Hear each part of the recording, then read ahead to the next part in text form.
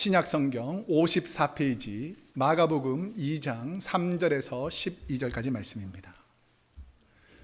사람들이 한 중풍병자를 4사람에게 메워 가지고 예수께로 올세 무리들 때문에 예수께 데려갈 수 없으므로 그 계신 곳에 지붕을 뜯어 구멍을 내고 중풍병자가 누운 상을 달아내리니 예수께서 그들의 믿음을 보시고 중풍병자에게 이르시되 작은 자야 내 제사함을 받았느니라 하시니 어떤 서기관들이 거기 앉아서 마음에 생각하기를 이 사람이 어찌 이렇게 말하는가 신성모독이로다 오직 하나님 한 분 외에는 누가 능히 죄를 사하겠느냐. 그들이 속으로 이렇게 생각하는 줄을 예수께서 곧 중심에 아시고 이르시되 어찌하여 이것을 마음에 생각하느냐. 중풍병자에게 내 죄사함을 받았느니라 하는 말과 일어나 내 상을 가지고 걸어가라 하는 말 중에서 어느 것이 쉽겠느냐. 그러나 인자가 땅에서 죄를 사하는 권세가 있는 줄을 너희로 알게 하려 하노라 하시고 중풍병자에게 말씀하시되 내가 내게 이르노니 일어나 내 상을 가지고 집으로 가라 하시니 그가 일어나 곧 상을 가지고 모든 사람 앞에서 나가거늘 그들이 다 놀라 하나님께 영광을 돌리며 이르되 우리가 이런 일을 도무지 보지 못하였다 하더라. 아멘. 오늘은 마가복음 2장 3절에서 12절까지 말씀을 중심으로 세상은 외면해도 주님은 일으키십니다 라는 제목으로 하나님 말씀을 선포하겠습니다. 이 땅에는 세상이 외면한 사람들이 있습니다. 저 사람들은 우리에게 별 쓸모가 없다.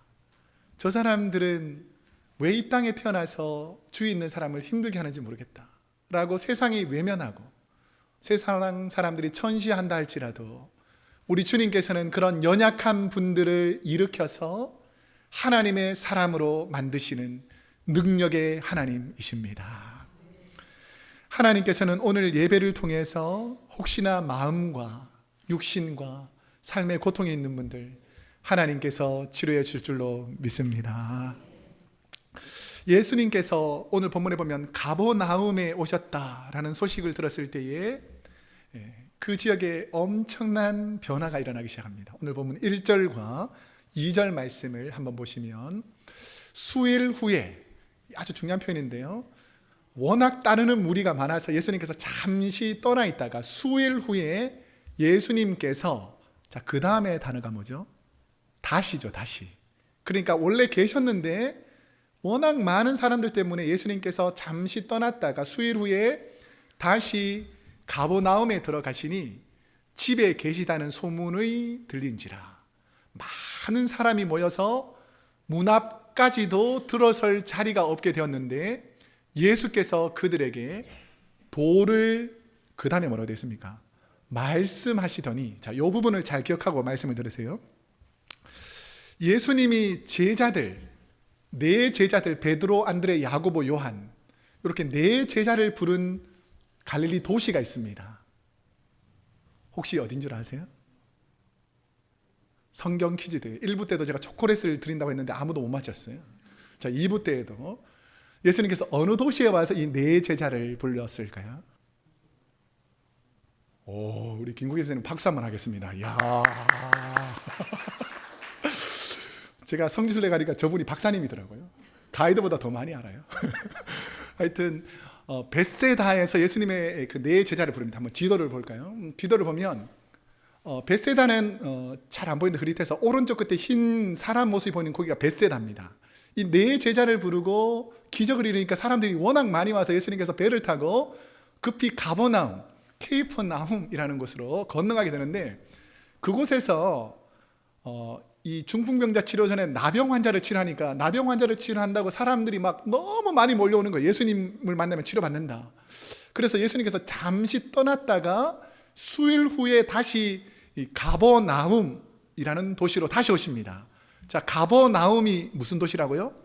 위로의 도시라는 뜻입니다. 도시 이름이 위로의 도시예요. 가버나움은 두 단어의 합성어인데 가버라는 단어는 케이퍼라는 단어로 마을 혹은 도시라는 뜻이 있습니다. 나움이라는 것은 우리 구약시대 선지자 보면 나훔이라는 선지자 있잖아요.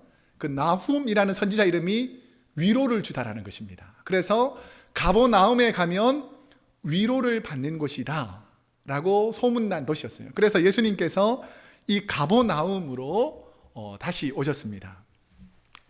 예수님께서 여러 날 후에 가버나움에 오신 이유는 무엇이냐면, 저를 한번 보세요. 이제 그림은 그만 보시고, 예수님이 인기가 있었을 것 같아요, 없었을 것 같아요? 엄청 있는 거예요. 예수님한테 가면 여러분의 삶의 모든 문제가 해결된다. 그리고 여러분 만나고 싶겠습니까? 안 만나고 싶겠습니까? 그래서 삶의 문제가 있는 분들, 건강에 어려운 분들, 귀신 들린 분들, 그때 당시에 모든 어려운 분들이 예수님께 몰려드니까 예수님께서 이 많은 사람들에게 한꺼번에 다 치료 역사를 베푸시지 않고 오시는 사람들 한 분 한 분에게 기적을 베풀었어요. 그 중에서 나병 환자를 딱 치료한 다음에 예수님께서 나병 환자에게 부탁하신 말이 있습니다.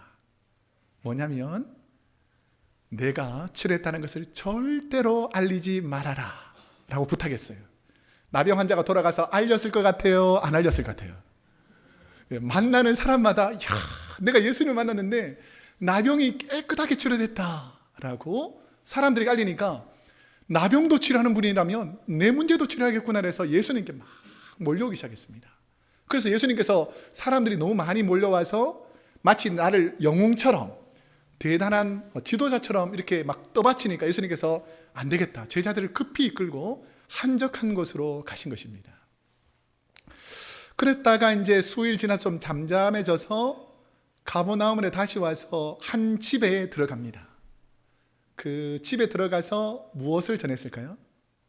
하나님의 말씀을, 도를 말씀하셨다라고 하는데, 그러면 이 도가 무엇인가 라고 보니까, 그 독일의 유명한 신학자 중에서 랑게라는 신학자가 있습니다. 랑게. 그 랑게라는 신학자는 이 도를 어떻게 해석하냐면 구원의 메시지 혹은 복음이라고 생각합니다. 그래서 어떻게 하면 구원받는다라는 것을 전했을 것이다 라고 생각하고, 대부분의 많은 성경 신학자들은 예수님께서 이 땅에 와서 주로 하신 일이 뭐냐면 하나님 나라에 대한 복음을 선포하셨어요. 그래서 하나님 나라의 복음을 선포하는데, 어떤 곳에 복음을 전하면 더 효과적일 것 같습니까? 여러분 생각할 때에 어떤 곳에서 복음을 전하면 더 많은 사람에게 효과적으로 전할 수 있을 것 같아요? 넓은 곳에서 수많은 사람들을 모아놓고 하면 더 효과적이잖아요. 근데 예수님은 지금 어디로 가셨을까요? 조그마한 한 가정집에서, 거기서 뭐 기적을 행하는 것이 아니고 도를 전하고 있으니까 문 밖에 있는 사람들은 예수님이 무슨 말씀하시는지, 어떤 일을 하고 있는지 전혀 보이지도 않고 그냥 문 앞에 가득 이렇게 모여있기만 한 거예요. 그 상황에서 한 중풍병자와 그 친구들이 예수님이 오셨다는 소식을 듣고 예수님께 오죠. 우리 한번 4절 말씀을 한번 보겠습니다. 무리들 때문에 예수께 데려갈 수 없으므로 그 계신 곳에 어떻게 합니까? 지붕을 뜯어 구멍을 내고. 이게 상식적으로 생각해봐도, 누가 우리 집에 예수님 아주 귀한 분 왔는데 갑자기 우리 집 지붕을 누가 뚫고 있다, 그럼 여러분 어떻게 할 것 같아요? 너무나 이게 말이 안 되는 지금 상황을 하고 있는 겁니다. 남의 집 지붕에 가서 올라가도 지금 문제가 되는데 올라가서 남의 집 지붕을 지금 뜯고 있는 거예요. 중풍병자가 누운 상을 달아내리니 라고 되어 있죠. 그 당시 이스라엘 가옥 구조를 살펴보면, 우리 그림을 한번 보여주실래요? 보통 그 사방이 흙으로 되어 있습니다. 지금 그림에서 보면 좀 어두컴컴하게 되어 있죠. 그러니까 이스라엘은 워낙 더운 나라이기 때문에 그늘이 있어야 좀 시원하거든요. 그래서 가급적이면 흙으로 만들어서 사방을 다 이렇게 햇볕이 들어오지 못하도록 가려 놓았습니다. 그런데 이 사방을 올려놨을 때 위에 지붕을 보통 이렇게 나무를 이렇게 쭉쭉 대어 가지고, 좀 돈이 있는 사람들은 거기다가 판자를 대거나 아니면 풀을 깔고 시멘트 같이 흙을 다시 발라서 평평하게 만들어서 올라가서 지내게 되는데, 지금 여기서 우리가 상식적으로 생각해봐도 지붕을 쉽게 뜯어낼 수 있을 정도라는 것은 부유한 가정의 가옥이 아니라 사방만 이렇게 막아놓고 위는 그냥 나무나 아니면 그 이스라엘 북부에 가보면 야자수 잎들이 많거든요. 그러니까 잎을 그냥 겨우 덮어놓은 정도, 이 정도의 가난하고 별 힘없는 가정의 조그마한 집에 들어가셔서 지금 이 일을 하고 계신다라는 것을 알 수가 있습니다. 중풍병에 걸린 사람이 예수님을 만나면 치료를 받을 수 있다는 희망에 부풀어서 예수님 있는 그 집 앞에 딱 왔는데 어떤 큰 장벽 앞에 부딪히게 되었는가 하면 사람들이 너무 많이 와서 도저히 예수님께 가까이 갈 수가 없는 상황이 된 것입니다. 그곳에서는 예수님의 말씀, 천국 복음을 들으려고 했던 서기관, 바리새인, 제사장 이런 부류들도 아마 있었을 것이고 집집마다 병 있는 사람들은 그 병자들을 다 데리고 왔을 것이고 또 귀신 들린 사람들은 막 소리 지르고 이런 사람들을 또 가정에서 데리고 와서 그곳에서는 어쩌면 조용하기보다는 시끄럽고 웅성웅성하고 무슨 소리 하는지 모여 있는데 마치 삭개오처럼 사람들이 너무 많아가지고 나는 나으려고 왔는데 그곳에 접근을 할 수 없는 이런 상황이 됐어요. 자, 여러분 같으면 이런 상황에서 포기할 것 같아요? 아니면 주님을 만나려고 노력할 것 같아요? 포기 못하죠. 저라도 포기 못할 것 같아요. 만약에 내가 지금 심각한 병이 걸려가지고 예수님만이 고칠 수 있는데 예수님을 못 만나면 내가 계속 이 병을 안고 살아야 된다 그러면 무슨 수단과 방법을 통해서라도 예수님을 만나서 치료받으려고 할 거 아닙니까? 그러니까 이 중풍병자와 친구들도 이 정도 장애에서 포기하지 않았습니다. 그 당시 의술로서 그 중풍병은 치료가 불가능한 병 중에 하나였습니다. 그러면 만약에 이 중풍병자가 예수님을 만나지 못하고 치료받지 못하고 나서 다시 집으로 가게 되면 그분은 어떤 신사가 될 것 같습니까? 아무도 찾아오지 못하고 그냥 하루 종일 병만 보고 누워있거나 꼼짝을 못하니까 그래서 하루 종일 원망하고 절망하고 좌절하는데 지금 친구들의 도움으로 제발 좀 나를 예수님께 데려가 달라고 해서 친구의 도움으로 겨우 예수님께 왔는데 지금 사람 좀 많다고 포기할 수가 없는 거죠.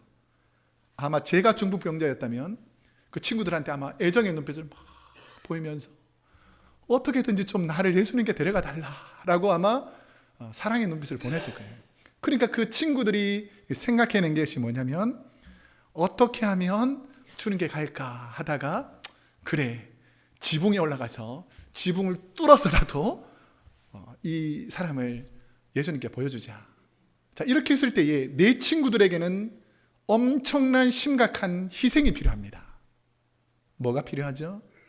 우선은 이 중풍병자를 지붕으로 올려야 되죠. 제가 되게 가벼운 어르신 같은데 힘이 딱 빠져서 탁 이렇게 쓰러져 있으면요 막 엄청 들기 힘들어요. 4명이 들기 힘든데 이거 지붕까지 올려가려니까 얼마나 힘들었겠어요. 자, 그럼 지붕까지 올라갔다고 생각해 봅시다. 자, 그런데 남의 집 기물을 파손해야 되는 거예요. 자, 그러면 이건 일이 잘 됐다 할지라도 어떤 것을 보상해 줘야 됩니까? 남의 집 지붕 뜯었던 거 내가 돈을 내서라도 그걸 다 보상해 줘야 되잖아요. 근데 이 친구들이 그것을 알고 있으면서도 그렇게 한 이유가 분명히 있습니다. 왜 그랬을까요? 우리 친구를 살리는 방법은 이 길밖에 없다. 주님을 만나야 해결된다. 그리고 확실히 믿고 한번 내가 손해보더라도 이 사람을 예수님께로 가자라는 분명한 믿음이 있었다는 것을 알 수가 있습니다. 이 부분에서 저와 여러분이 깊이 보아야 할 것은 왜 이런 손해보는 일들을 하고 있는가라는 것이죠. 오늘날 많은 사람들은 내가 손해보는 일들을 하려고 그럽니까? 안 하려고 그럽니까? 안 하려고 그러죠. 조금만 힘들면 발 빼고 나는 못하겠다고 숨는 것이 그 일반적인 모습인데 주님을 만나고자 하는 사람은 무슨 희생이 필요하더라도 하나님께서 치료할 것을 믿기 때문에 내 손해는 그리 크게 생각하지 않고 한 영혼과 생명 살린 것을 훨씬 더 귀하게 생각하더라는 것입니다. 혹시 지난주에 헌금송을 부르신 그 이희정 권사님, 그 시아버지, 오늘 드럼 치신 이상열 집사님, 그 아버지가 위독하셔서 저희가 신방을 하게 됐습니다. 근데 연로하신 집사님의 상황을 조금 들어보니까 그 장기가 거의 다 대부분 연약해져 있고 특별히 킹리 신장 부분이 좋지 않아서 몸이 붓고 어려움이 계속되어 있었습니다. 병원에서는 더 이상 치료할 방법이 없으니 널싱홈에서 하나님 나라 갈 준비를 하라라는 상태였습니다. 인간의 상황에서 보면 모든 것이 절망이요 소망이 없어 보입니다. 그런데 저 아내가 신방을 가졌습니다. 그래서 제가 병실 문을 자연스럽게 쫙 여니까 그 어르신이 어떻게 하고 계신 줄 아세요? 딱 휠체어 앉아가지고 제가 딱 들어가니까 할렐루야 그러더라고요. 나보다 더 성령 충만하시네. 제가 이제 그럼 아유 어르신 안 아프신 것 같아요. 좋습니다. 하나님 나라 갈 것입니다. 걱정하지 마세요. 목사님한테 막 본인이 막 너무 즐거워하는 거예요. 그래서 제가 이제 마음을 확 넣고 그럼 우리 한번 좋아하시는 찬송 한번 부를까요? 그러니까 죄짐 맡은 우리 구주 한번 불렀으면 좋겠습니다. 죄짐 맡은 우리 구주 그 다음 뭐죠? 어찌 좋은 친구인지 걱정 근심 무거운 짐 우리 주께 맡기세. 이게 두려움과 떨림은 하나도 없고 이 고난과 어려움 속에서 몇 번의 기적적인 경험을 통해서 하나님을 만난 거예요. 성령을 경험한 거예요. 그러니까 사람들이 제일 두려워하는 것이 육신의 질병과 이 죽음에 대한 것인데 오히려 이 상황에서 하나님을 경험하니까 오히려 감사와 넘치고 오히려 우리에게 위로를 주고 자녀들에게 성령을 베풀고 믿지 않는 가족들 자녀들에게 오히려 하나님의 영광을 드러내는 그런 많은 은혜가 넘치더라고요. 그 첫 곡 부르고 나서 두 번째 곡은 뭘 부를까요? 하니까 나 같은 죄인 살리신이라고 부르더라는 거예요. 여러분 나 같은 죄인 살려주신 것이 하나님의 은혜인 줄로 믿습니다. 그 찬양을 부르면서 감격하고 그 다음에 어르신들이 제일 좋아하는 찬송가 18번이 있습니다. 뭔 줄 아세요? 지금까지 지내온 거 주의 크신 은혜라. 이 부르는데 가족들이 다 눈물 흘리고 함께 있던 우리도 눈물 흘리고 어르신이 너무 기뻐 즐거워가지고 저는 지금 하나님 부르셔도 전혀 염려가 없습니다. 하나님 만나고 나니까 두려움과 염려 걱정은 다 사라졌습니다. 여러분 여러분의 연약함보다 하나님을 만나는 것이 더 중요한 줄로 믿습니다. 이 나병 환자는 이 중풍병자는 많은 육신에 고통당하는 사람들은 왜 주님을 만나느냐? 주님을 만나기 전에는 절망과 고난과 어려움이지만 예수님을 만나면 그 모든 문제가 한순간에 다 사라져 버린다는 것을 알게 된 것입니다. 주님을 만나면 내 문제가 해결될 것을 굳게 믿은 그들에게 어떤 약속을 우리 주님께서 해주시는가? 5절 말씀 한번 함께 읽어보겠습니다. 시작. 예수께서 그들의 믿음을 보시고 중풍병자에게 이르시되 작은 자야 내 죄사함을 받았느니라 하시니 아멘. 예수님이 말한 그들이라는 말은 여기서 예수님께서 그들의 믿음을 보시고 라고 했는데 이 그들은 누굴 것 같습니까? 지붕을 뚫고 내려온 친구들 이렇게 이해하잖아요. 근데 대부분 요까지만 이해하는 경우가 대부분인데요. 성경 한번 더 깊이 읽어보세요. 친구들만이 아닙니다. 누구의 믿음도 포함되어 있을까요? 중풍병자의 믿음도 포함되어 있다는 거예요.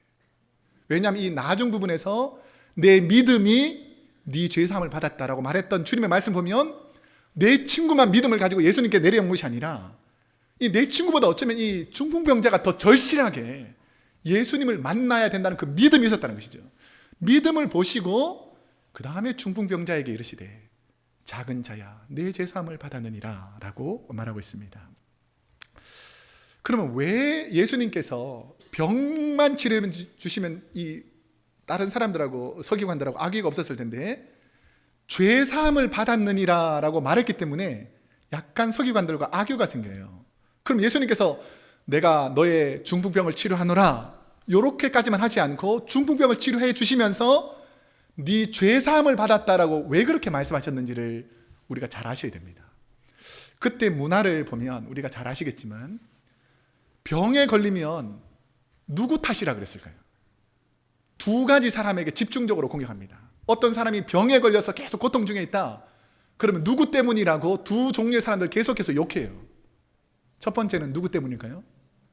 네가 도대체 무슨 죄를 지었길래 하나님께서 이렇게 병으로 벌을 내렸냐? 제발 좀 회개해라. 옆 친구들이 와가지고 계속 회개하라 하는 것처럼 네가 죄를 지었으니까 벌을 받는 거지라고 막 하는 거예요. 그 다음에 나는 죄가 없어요. 내가 무슨 죄가 있습니까? 라고 말하면, 난 태어나면서부터 이랬는데 무슨 죄가 있습니까? 라고 하면 또 누구 죄라고 또 뒤집어 씌웁니까? 너희 조상들, 너희 부모들. 그렇기 때문에 벌을 받는다고 생각하기 때문에 내가 만약에 중풍병이나 어려운 병에 걸려서 집안에 꼼짝 못하고 누워있다면 누구를 원망할 것 같아요?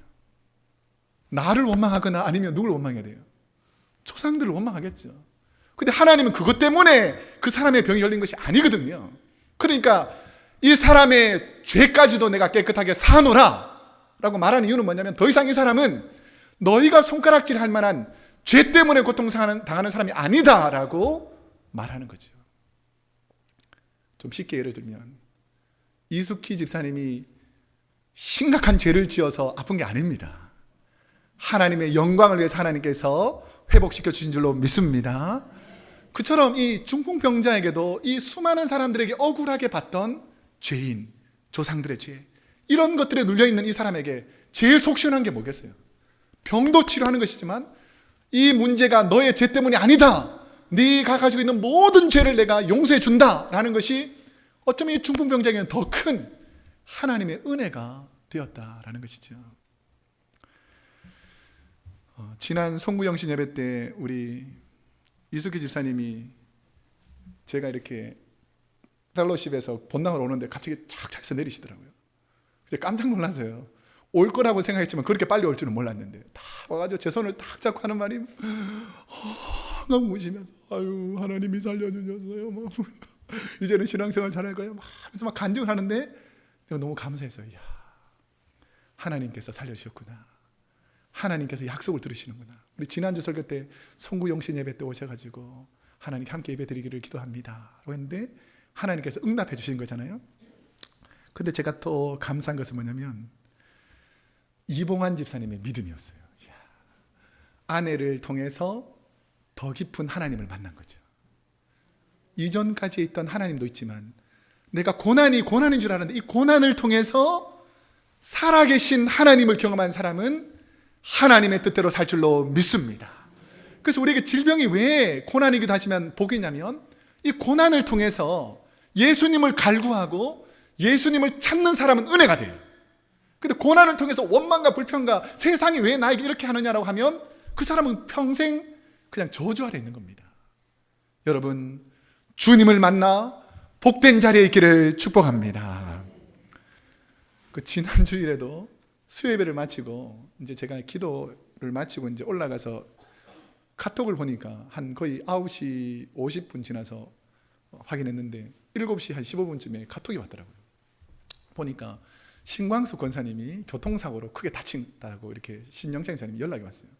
근데 이게 연락만 온 게 아니고 사진이 함께 이렇게 왔더라고요. 근데 병원에 그 응급실에 이렇게 딱 누워 계셨습니다. 근데 보니까 이게 막 핏자국도 있고 막 그래서 야, 큰일 났구나, 어떻게 하면 좋겠냐 해서 수소문 끝에 이제 오클랜드 하일랜드 하스피털 이머전시 룸에 갔어요. 가보니까 권사님이 살아계시더라고요. 그러면서 손을 꼭 잡고 하는 말이 뭔지 아세요? 하나님이 살려주셨습니다. 하나님 살려주셨습니다. 내 그 짧은 순간에 하나님 살려주십시오, 하나님 살려주십시오, 얼마나 많이 했는지 모른다고.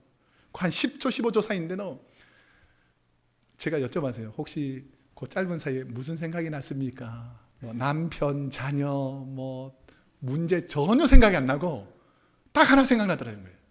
하나님 죄송합니다. 제가 잘못한 거 있으면 용서해 주시고 천국. 그 짧은 사이에 내가 천국 갈 수 있느냐, 이게 얼마나 중요한지 모릅니다. 그래서 아유 그래 감사하다 이렇게 하고 이제 다음날 새벽 예배이기 때문에 목요일에 돌아왔어요. 그래도 이제 그 하나님 은혜로 하루 만에 퇴원을 했더라고요. 그래서 집에 와 계셨어요. 그래서 이제 몇 분하고 또 다시 신방을 갔습니다. 가는 중에 한 분이 그 교통사고 난 사진을 보여줬어요. 그 카톡으로 날아온 그 사진을 보니까 차가 바퀴가 4개가 있지 않습니까? 반 뒤쪽은 완전히 다 찌그러졌어요. 형체가 거의 없고요. 앞쪽도 거의 막 확 이렇게 앞뒤로 다 붙였기 때문에 뒷차가 막 쾅 받아가지고 뒤는 다 무너지고 앞쪽도 부딪혔어요. 근데 어디만 딱 보호된 줄 아세요? 운전석만 하나님께서 딱 보여준 거예요. 저는 어떻게 생각하냐면 하나님이 보낸 천사가 그곳을 보호해 주신 줄로 믿습니다. 그러면서 뭐라 그러냐면, 야, 하나님이 살려주시지 않았으면, 하나님이 붙잡아 주시지 않았으면 나는 아마 이 생에서 생명을 마감할 수도 있었다라고 생각할 정도로 하나님께서 보여주셨다는 것이죠. 오늘 주님을 만난 중풍병자처럼, 어쩌면 신광숙 권사님처럼, 우리 이숙희 집사님처럼 우리 인생에도 주님을 만나서 하나님의 은혜로 여기까지 와 있는 분들이 아마 많이 있을 겁니다. 여러분, 그 주님을 만났던 순간을 신앙생활하면서 놓치지 않기를 축복합니다. 우리가 이 땅에 살아가면서 그 중풍병자가 병 나은 것만 감사한 게 아닐 거예요. 이 병 나음을 통해서 살아계신 예수 그리스도가 하나님의 아들임을 확실히 믿는 그 믿음이 훨씬 더 중요하다는 것이죠. 자, 이렇게 놀라운 하나님의 역사가 일어나고 있을 때에 어떤 서기관들은 어떻게 반응하는가? 여러분, 이게 참 안타까운 일이에요. 교회 안에도 다 이런 사람들이 있습니다. 다른 사람들이 다 기뻐하는데 혼자 인상 쓰고 불쾌하게 생각하는 사람들이 있더라는 것이죠. 6절과 7절 말씀 우리 한번 함께 읽어보겠습니다. 시작. 어떤 서기관들이 거기 앉아서 마음에 생각하기를 이 사람이 어찌 이렇게 말하는가? 신성모독이로다. 오직 하나님 한 분 외에는 누가 능히 죄를 사하겠느냐. 지금 예수님은 중풍병자를 치료해 주실 뿐 아니라 그가 지은 죄까지 용서해 주셔가지고 주위에 있는 사람들이 너무 기뻐하고 감사하고 행복하게 막 이렇게 즐거워하는 순간에 이 짐벌과 갯벌, 그러니까 생수가 흘러도 옥토가 되고 변화가 일어나는 그런 생수의 강이 흐르는 것도 있지만 그 짐벌과 갯벌처럼 생수의 강이 가도 거부하는 사람들, 지금 이 기적과 하나님의 은사가 있는데도 불구하고 서기관들은 하나님의 능력에 감사하기보다는 자신의 지식으로 예수님을 평가하고 판단하기 시작합니다. 예수님께서 이 땅에 오신 이유가 육신의 병을 치료하려고 이 땅에 오신 것이 아니잖아요. 그러니까 죄 사함을 시키는 이유는 뭐냐면 육신의 질병뿐 아니라 내가 죄를 살 수 있는 하나님의 아들이다라는 것을 보여주시기 위해서 그냥 공개적인 석상에서 죄 사함을 허락해 주신 거예요. 그런데 이 하나님이 베푸신 치료의 기적의 사건을 보고 한 서기관과 서기관들이 엉뚱한 생각을 지어냅니다. 이게 뭐냐면 신성모독이로다.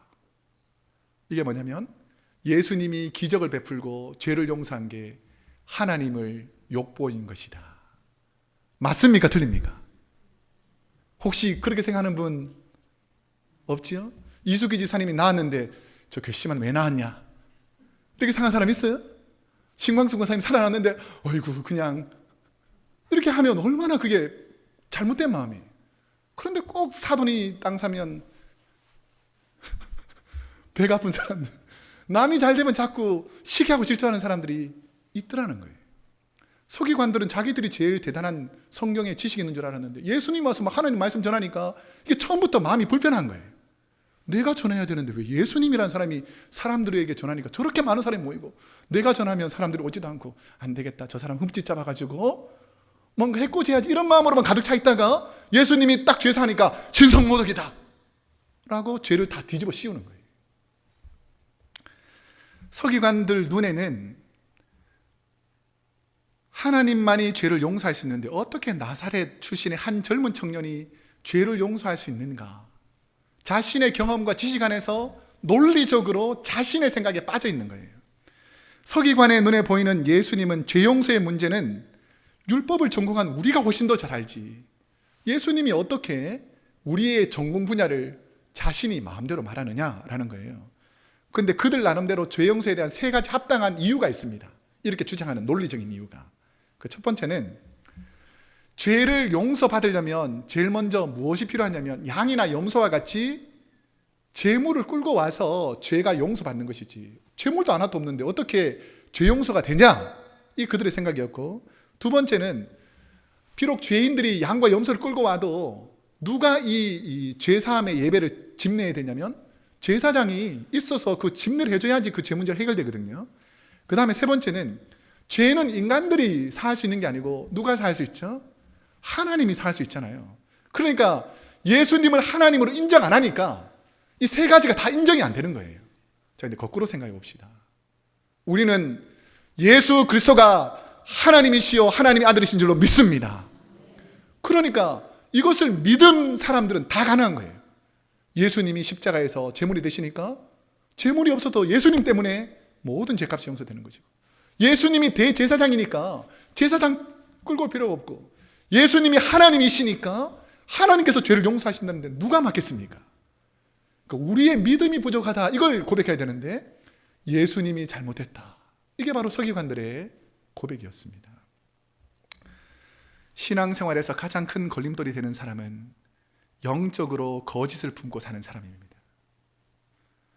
본문에서 서기관들이 한번 자세히 보시면 6절과 7절을 한번 다시 보여주실래요? 자세히 보시면 어떻게 생각하냐면 마음으로 생각하기를 이라는 거예요.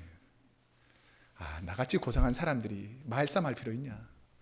그냥 저 무지한 사람들 마음속으로 생각하는 거예요. 예수님 저 사람 저거 선지자인 줄 알았더니 완전히 이단이네. 어떻게 해? 하나님이 하는 일들을 예수님이라는 사람, 예수라는 사람이 할 수 있느냐? 마음속으로는 자기가 제일 고상한 거예요. 그러면서 저 어리석은 사람들 왜 예수를 호응하냐? 저 어리석은 사람 나았다고, 병 나았다고 저렇게 기뻐하네? 저 예수 청년 저 잘못됐네. 이런 식으로 마음속으로 계속 생각하는 거죠. 서기관들의 심적인 특징은 잘 보여주는 부분이 겉으로는 고상하고 지식이 있는 것 같지만 마음과 생각이 율법적 경험과 사고의 감옥에 갇혀서 꼼짝 못하더라는 것입니다. 우리 주님께서 이 서기관들의 마음을 압니다. 한마디도 안 해도 마음을 다 아시는 거죠. 그러면서 8절과 9절 우리 한번 함께 읽어보겠습니다. 시작. 그들이 속으로 이렇게 생각하는 줄을 예수께서 곧 중심에 아시고 이르시되 어찌하여 이것을 마음에 생각하느냐? 중풍병자에게 내 제사함을 받았느니라 하는 말과 일어나 내 상을 가지고 걸어가라 하는 말 중에서 어느 것이 쉽겠느냐? 서기관들의 속, 중심, 마음, 이 세 가지 상태를 예수님이 보시니 비록 성경의 율법을 많이 알고 있을지는 모르지만 연약한 자들을 불쌍히 여기시고 그 연약한 자를 치료하시기를 원하시는 하나님의 진짜 마음을 모르더라는 것이죠. 여러분, 하나님께서 이 불쌍한 사람들을 정죄하기를 원하실까요? 이 불쌍한 사람을 치료하기를 원하실까요? 치료하시기를 원하죠. 옆 사람에게 이렇게 한번 축복합시다. 고만 구박하시고 격려합시다. 시작. 고만 구박하시고 격려합시다. 구박도 안 했는데 왜 시키냐 그럴 수 있잖아요. 여러분, 우리는 정죄하고 지적하는 대상이 아니라 용서받아 감사한 대상이죠. 그래서 예수님께서 하신 이 일들을 이 서기관들의 마음과 생각을 아시는 분들이 혹시나 이런 생각들이 퍼져나가면 안 되잖아요. 그러니까 예수님께서 그 자리에서 딱 말하는 거예요. 너희들 마음과 생각이 잘못됐다. 저와 여러분은 주위 분들의 마음을 얼마나 잘 아신다고 생각하십니까? 저와 여러분은 과연 하나님, 우리 주님의 마음을 얼마나 잘 아십니까? 주님은 침상에 누워있던 세상에서 외면당한 중풍병자의 마음을 가장 잘 아시는 분이시기 때문에 서기관이 아니라 주님의 마음으로 우리 주위에 있는 분들을 바라보면 다 이해가 되고 용납이 되고 사랑할 수 있는 것입니다. 예수님께서 중풍병자에게 내 제사함을 받았다라고 말씀하신 이유가 무엇인가? 오늘 결론 부분인데요. 10절에서 11절 한번 함께 이 말씀을 읽어보겠습니다. 시작. 그러나 인자가 땅에서 죄를 사하는 권세가 있는 줄을 너희가 알게 하려 하노라 하시고 중풍병자에게 말씀하시되 내가 내게 이르노니 일어나 내 상을 가지고 집으로 가라 하시니 아멘. 예수님께서는 서기관들의 생각을 아시고 죄를 용서하는 사제선언과 중풍병의 치유의 이적 중에 어느 것이 더 쉽겠느냐라고 서기관들에게 묻습니다. 자, 이제 이 똑같은 질문을 여러분에게 한번 해볼게요. 서기관들에게 했던 질문을 오늘 저와 여러분에게 예수님께서 하신다면 제가 한번 여러분에게 질문해 보겠습니다. 여러분의 입장에서 중풍병을 치료하는 것이 쉽겠습니까? 아니면 죄사함을 시키는 죄 용서가 쉽겠습니까? 여러분에게는. 다시 한번 물어볼게요. 중풍병을 치료하는 것이 여러분에게 쉽겠습니까? 아니면 누군가의 죄를 용서하는, 죄 씻음의 용서를 하는 것이 쉽겠습니까? 다 못하지 않아요, 여러분들? 할 수 있습니까? 혹시 여기서 아이고 내가 손들어 중풍병 치료할 수 있는 사람은 손들어 보세요. 어디 있습니까, 여기? 인간들은 둘 다 못하는 존재죠. 그러면 이 중풍병을 치료하고 죄를 용서할 수 있는 것은 결론적으로 누가 할 수 있는 일입니까? 하나님이 할 수 있는 일이죠. 그러면서 이 기적을 보면서 하나님이 하셨구나, 하나님의 능력이구나, 이렇게 고백해야 되는데, 이 훌륭한 하나님의 능력은 싹 빼버리고 죄 용서라는 것을 율법인 잣대로 너 잘못됐다라고 예수님을 정죄하는 거예요. 여러분, 그러지 마시기를 축복합니다. 우리는 주님의 은혜가 아니면 중풍병처럼 꼼짝 못하는 죄인이었는데 하나님의 은혜로 구원받아 모든 어려움에서 벗어나 죄 씻음까지 받은 하나님의 자녀인 줄로 믿습니다. 오늘 저와 여러분이 생각할 때 불가능하지만 주님이 내 안에 들어오시면 가능해집니다. 성령이 임하면 우리는 중풍병도 치료하고 믿지 않는 자를 영혼을 구원하는 이 두 가지 일들을 동시에 할 수 있는 능력을 우리 하나님께서 우리에게 주셨다라는 것이죠. 오늘 저에게 하나님께서 올 한 해를 시작하면서 주신 말씀이 있어요. 우리 교회 어떤 분들에게는 고난이 있고 힘든 일이 있고 낙심되고 때로는 실망할 수 있는 일도 있지만 하나님께서 말씀을 딱 주시니까 제가 그래, 하나님 뜻대로 살면 되지 라는 말씀이 빌립보서 우리가 잘 아는 4장 6절과 7절입니다. 우리 한번 함께 읽어보겠습니다. 시작. 아무것도 염려하지 말고 다만 모든 일에 기도와 간구로 너희 구할 것을 감사함으로 하나님께 아뢰라. 그리하면 모든 지각에 뛰어난 하나님의 평강이 그리스도 예수 안에서 너희 마음과 생각을 지키시리라. 아멘. 저는 힘든 순간마다 하나님께서 몇 년에 한 번씩 말씀을 주실 때가 있어요. 근데 올해는 하나님께서 이 말씀을 주셨어요. 하나님 안에 있으면 주님의 모든 뛰어난 하나님의 평강이 우리 마음과 생각을 지켜주실 줄로 믿습니다. 그러면 우리는 어떻게 살아야 되는가? 지금 이 땅에는 외면당하고 외롭고 힘들어도 아무도 신경 쓰지 않는 연약한 분들이 너무나 많습니다.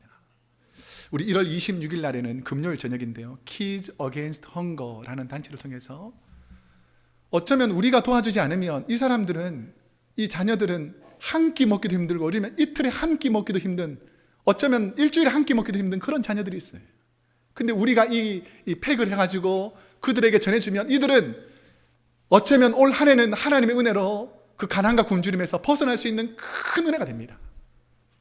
우리가 조금만 도우면 소외되고 어려운 사람들에게는 엄청난 희망과 소망이 될 수 있는 사건들을 오늘 우리 교회가 하고 있다는 것입니다. 사랑하는 성도 여러분, 함께 동참해 주시기를 축복합니다. 북한에서도 쫓겨나서 외면당하고 중국에 팔려갔는데 거기서도 인신매매범에게 팔려가서 중국에서 외면당하고 어렵고 힘든 외면당하는 사람들에게 우리의 손이 닿아서 그 여성들과 고아들을 도와주는 일들을 우리 지난해부터 시작했는데 올해도 계속 할 거예요. 아무도 돌보지 않고 아무도 신경 쓰지 않지만 우리 하나님은, 우리 주님은 그들을 바라보고 계신 줄로 믿습니다. 이제 말씀을 맺겠습니다. 세상은 연약한 분들을 외면해도 우리 주님은 그 연약한 분들을 다시 일으켜 세우시는 분이십니다. 올 2018년 우리 크로스웨이 교회의 표가 서로 사랑하여 은혜 가득한 교회입니다. 지금 우리 교회는 우리 주위의 연약한 분들을 사랑하며 섬겨야 할 시기입니다. 저는 우리 크로스웨이 교회 성도님들이 주님께 받은 은혜가 분명히 있다고 생각합니다. 하나님께서 한량 없는 큰 은혜를 우리 교회에 부어주셨습니다. 이제는 우리가 그 은혜를 갚아야 될 시기가 된 것 같습니다.